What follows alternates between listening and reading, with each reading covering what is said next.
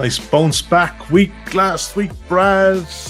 8 selections, 7 winners. I went 5 for 5. I'm not boasting because I'm not had a terrific season, so I can't really boast. But the only one left you don't mate, the best bet, the Browns. Don't know what's going on with these play on best Thursday bets. night, didn't they? Yeah. No, I'm speaking the wrong ones.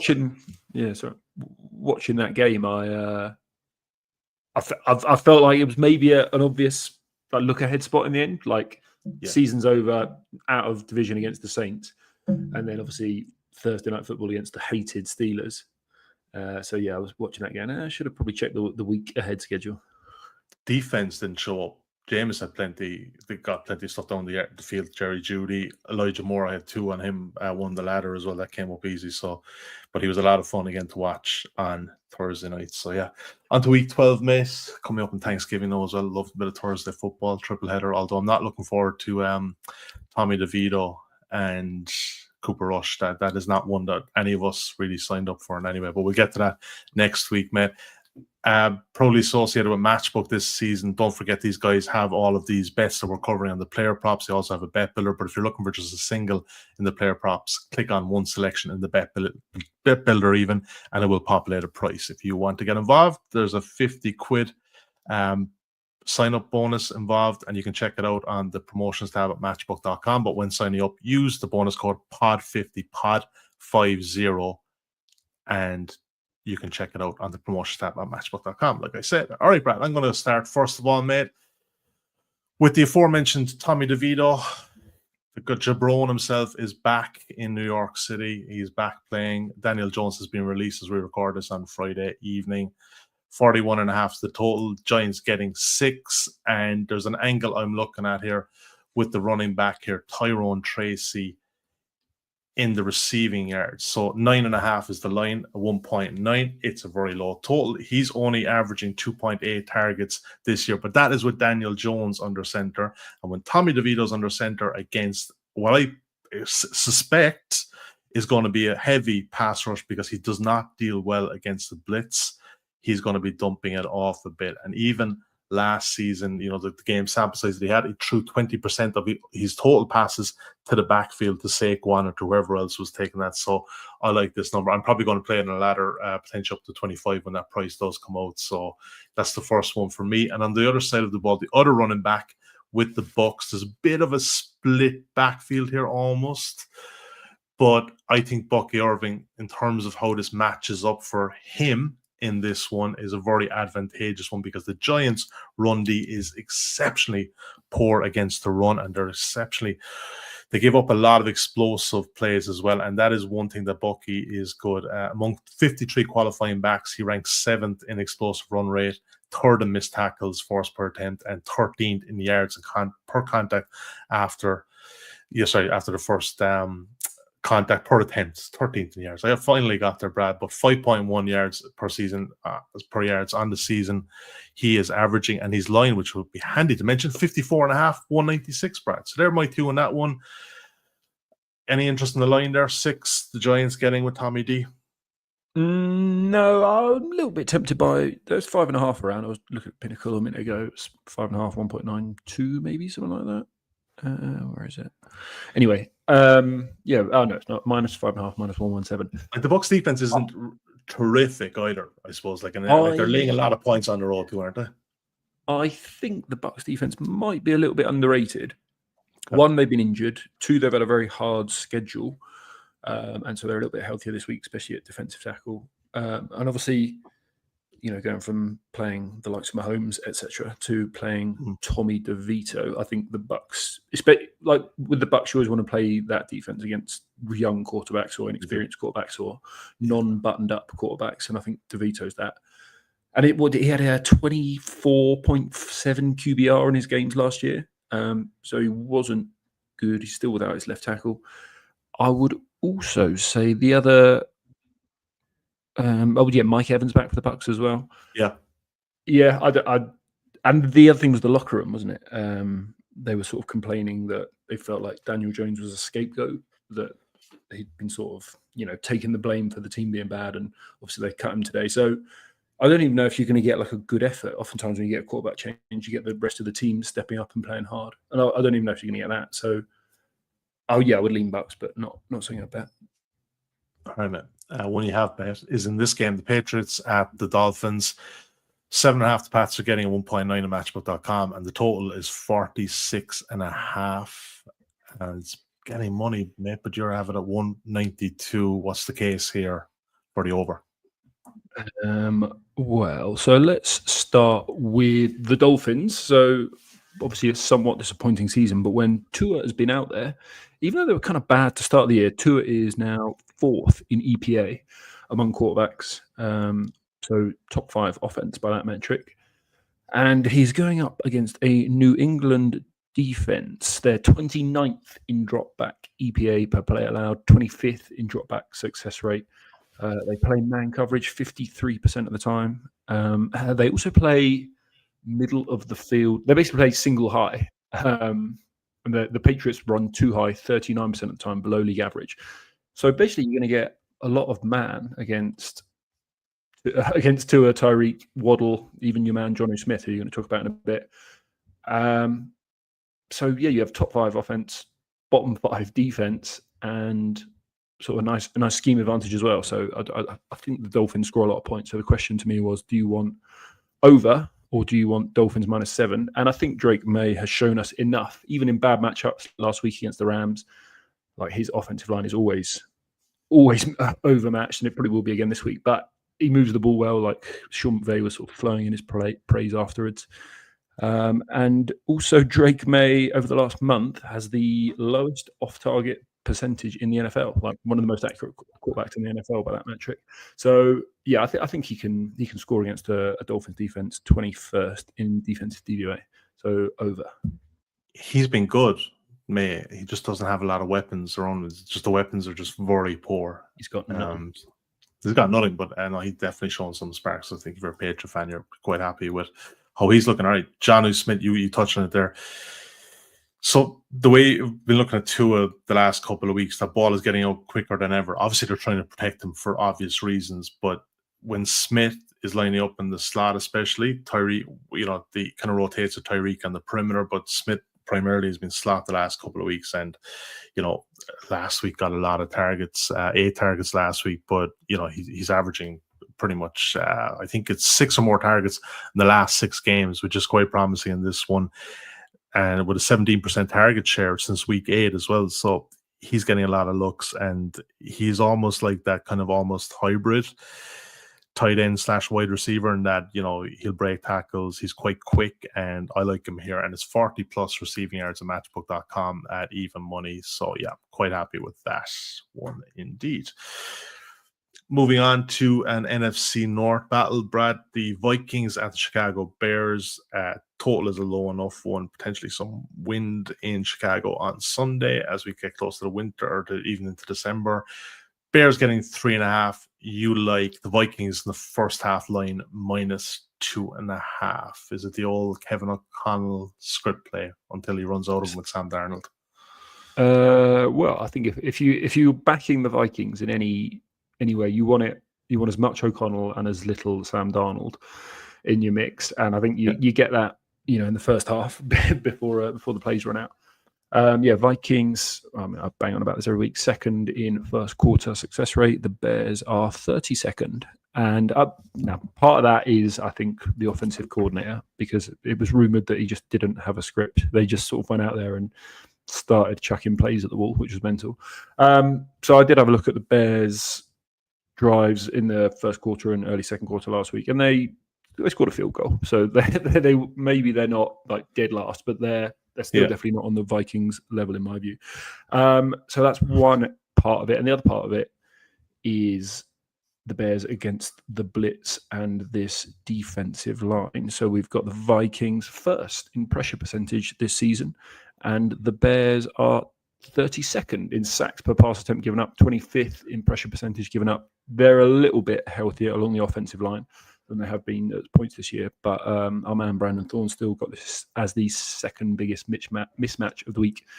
So yeah, I think chuck those two together, and I think this is a nice look. I'm going to be slightly contrarian to your pick there, because Roma does name, I can't ever pronounce his name, but you know the guy I'm talking about, rookie out of Washington, 50 plus receiving yards, 2.2.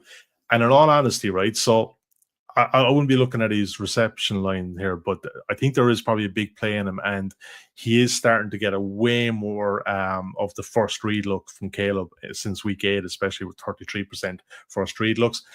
And he's also got a 27% first read share since a few weeks back as well. So he has been worked into this kind of three-legged receiving threat that hasn't really translated with DJ Moore and Keenan Allen, but he's prime spot here against the Vikings defense that I totally get what you're saying will get pressure up front and will make Caleb move off his spot, but they're very susceptible to the deep plays as well if you can just hold up enough, and even the one or two plays here. And I think, Aduse is going to get vertical enough that there's going to be a big play here and a big player too potentially. And yeah, I like him 50 plus receiving yards at 2.2, 6-5 at matchbook. But I fully concur with what you're saying. I don't think the Bears' offense is by any means fixed.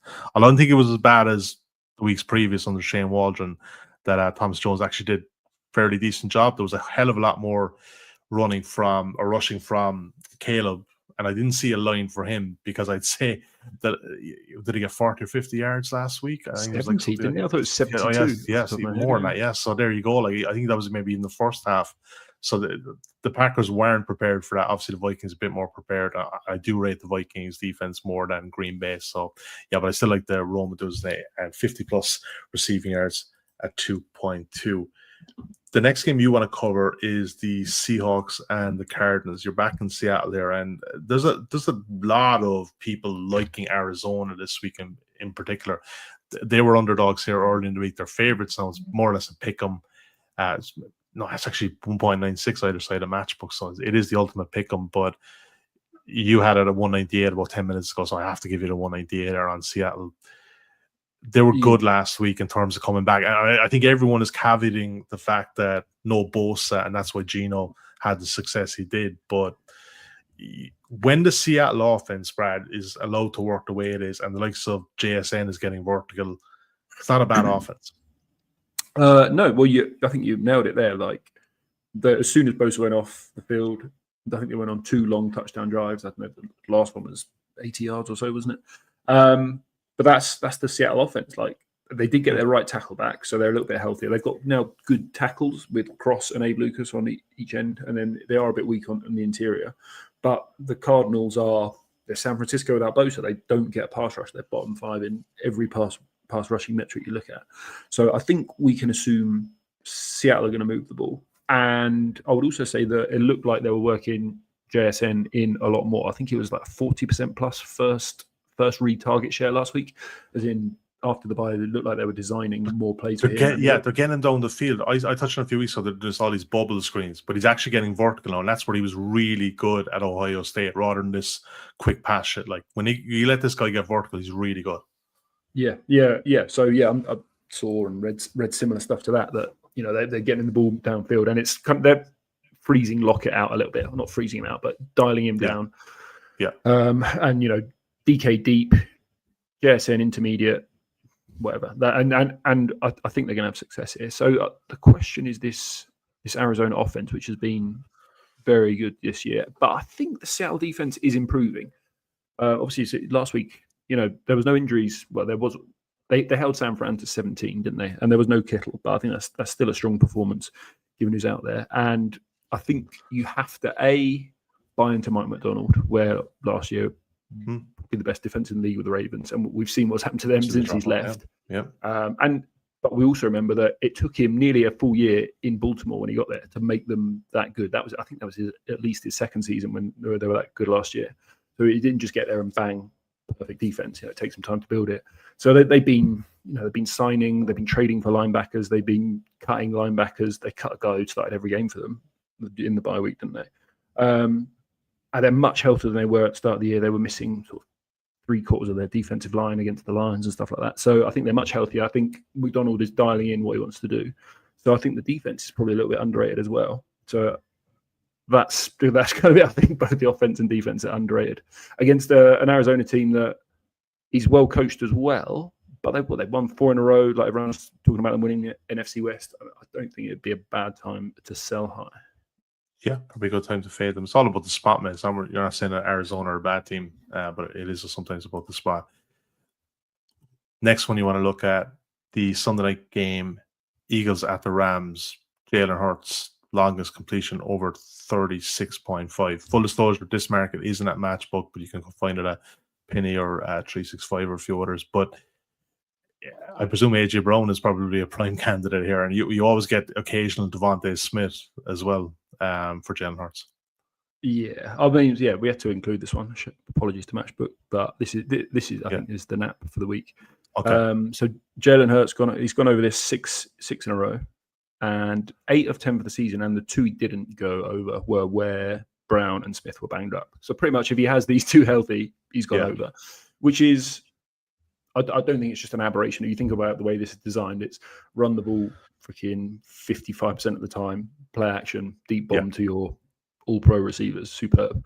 And the Rams, ideal candidate. Now, we backed the Rams a few times in recent weeks and talked about their defensive line, which is good. I think they're first in pressure rate in the entire NFL, 40%. But if you block them, the back end is a shambles. So AJ Brown directly opposite a corner ranked 74th out of 112 corners. And FTN have a stat called perfectly covered rate. So kind of trying to take the pass rush out of it, how well are the receivers covered, whether the ball is thrown or not. And the Rams are 26th in that metric, aka if you block them up, people are going to be open. So yeah, I like this one. You know, there's a good bet for this week too, and I think it's a very similar line, is Anthony Richardson, and he tends to go over this anytime he does start for the Colts, and they're going to go against Detroit. And I think they're going to have to be able to pass the ball because they're going to struggle to get Taylor success because Lions are pretty strong against the run. But that's the thing. This, like Anthony Richardson, for example, just can't seem to make like a 4-yard out. But if it's like Alec Pierce or Josh Downs or somewhere 40, 50 yards, no issue. Absolutely no issue. And he's the ultimate guy for that. And I think you can probably play ladders and that. But we won't start talking about that because they don't have it at Matchbook yet. So we will stop there. 1 or 2 other games I want to talk about. I think you want to discuss as well, just before we get to Bet Builder of the Week and the recap of what we covered. The Broncos and Raiders, Brad.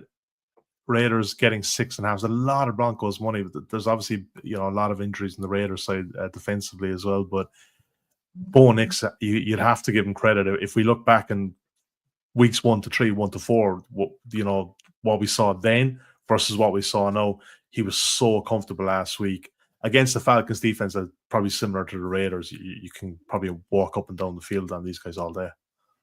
Yeah, they're not. I don't think they're dissimilar defenses, and I think the Falcons were missing 2 of their top 3 corners as well. And that's the reason I want to talk about this game, is that currently the Raiders' 3 top cornerbacks have mispracticed. Well, they mispracticed as of Thursday, but I haven't seen a Friday update yet. But yeah, if they're missing their top 3 corners, I don't know if you can put a number high enough. And again, listening to sort of film experts, they're talking about how Peyton has simplified the offense, just made it more like one read or like this side of the field, or if basically hit this go ball down the sideline. And obviously his all his stats over the last month, 6 weeks have been trending up. So that was one look. And then the other one injury we want to talk about was San Francisco. Where it's an interesting line, isn't it? Like Nick Bosa, so we chatted about this prior to recording. I listened to an interview with him on Wednesday in the locker room, and he seemed relatively confident that he'd go. The market is kind of suggesting otherwise because good amount of 2.5 around all week, 1.9 you could have backed the 49ers, but I'm looking at Matchbook.com currently. The 3.5 is there now 186, but that's a big point of progress Purdy, to get from 2.5 to 3. Purdy, obviously, with the shoulder as well. Yeah, but again, from what I heard there, that seemed okay. But can we trust Kyle Shanahan after week 1 with this Christian McCaffrey debacle? I do not know. Yeah, well, so Bosa, because when he did it, because he was injured going into the last game. I think it was a hip. I think a hip pointer, and he was saying how that was the most pain he'd ever been in. And then obviously he said compensating for that is how he injured the other side. this week. And so when he was saying all that, it's kind of sounded to me like he needed a rest. But as you say, he was sort of saying, it's feeling a little bit better. Yeah. He might go. Bosa on the field, Niners 33% pressure rate. Bosa not on the field, 18% pressure rate, dead last in the NFL, that would be. And as we said, we saw that against the Seahawks. He goes out, Geno goes two long touchdown drives immediately. So he's huge. I don't think you can back the 49ers if he's not playing.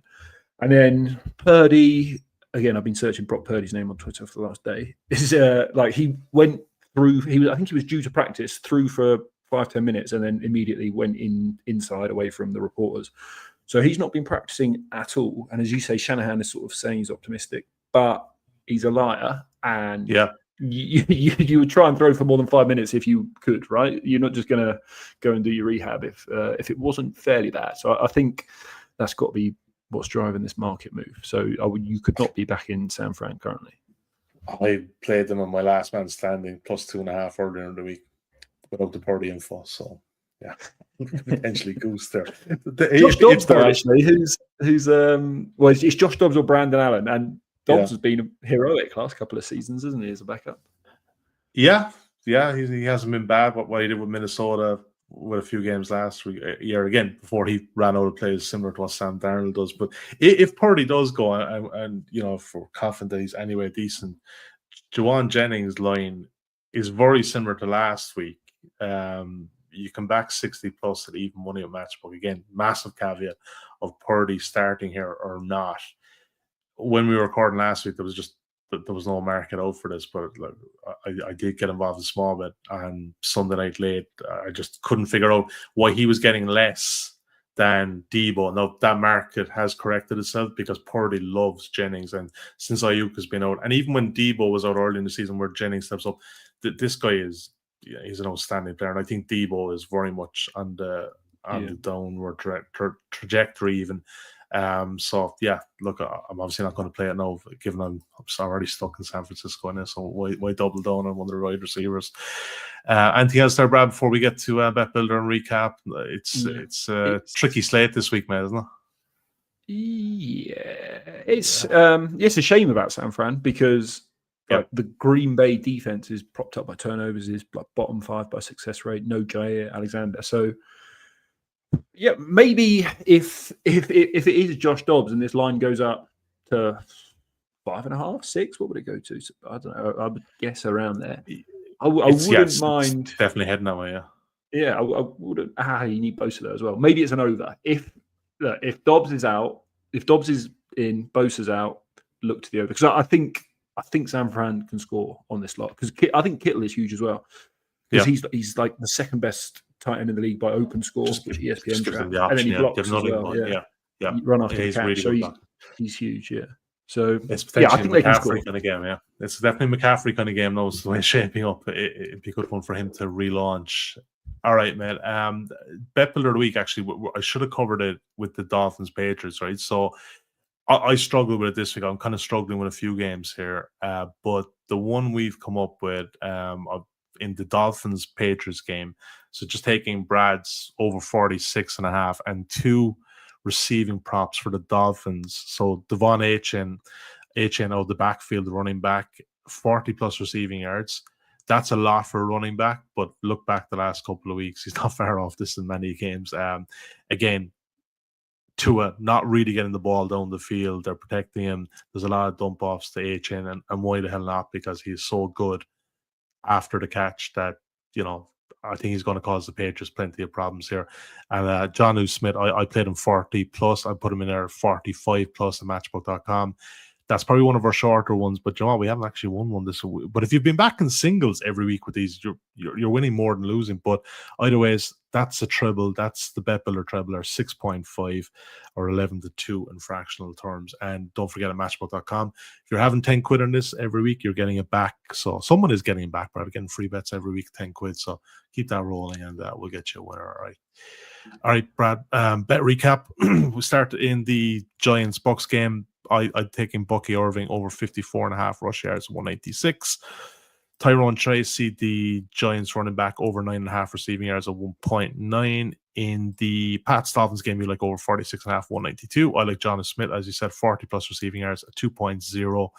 You like the Vikings first half, minus 2.5 at 197. Same game, I like Roma Dunstey. I can't say it, 50 plus receiving yards at 2.2. You like the Seahawks money line at 198. And also in the late game on Sunday night, Jalen Hurts, longest completion over 36.5 yards. Best bet of those, mate. Careful now with the best bet. I think, do you kind of tip your hat? Will I just leave it on the screen? Yeah. Yeah. I mean, we've not been doing that well with the best bets. Even when we have winning weeks, I can't hit the best bet. But I'm still plus. I'm still plus in the season, right? To be fair, just about. Yeah, just about. All right. I'll try and get back. What kind of price was that, mate? Just for reference, what were you looking at? 1.9 at present on Pinnacle, 1.917 because they like to do 3 decimal places, so they sound smart. I've not checked Denise or Canby or anywhere else, but I would think that's good to minus 120 to 1.83. Yeah. All right, man. I'm gonna chase a bit of a hunch here. Tyrone Tracy over 9.5 receiving yards, but it's such a low line as well. I'm going to play it up in a couple of ladders because I do think that this line is correlated to Daniel Jones starting at quarterback, not Tommy DeVito. And I think the Giants, especially in the first half, they want to just get a few first downs, and there's going to be a couple of dump offs potentially on third down as Todd Bowles brings the pressure. All right, Brad, let's get over to Dodge. We haven't decided what we're doing for Thanksgiving in terms of recordings and that stuff. We'll discuss post-recording. We'll keep you guys informed on the Telegram channel. Speaking of which, if you haven't joined that, the link will be on the podcast notes.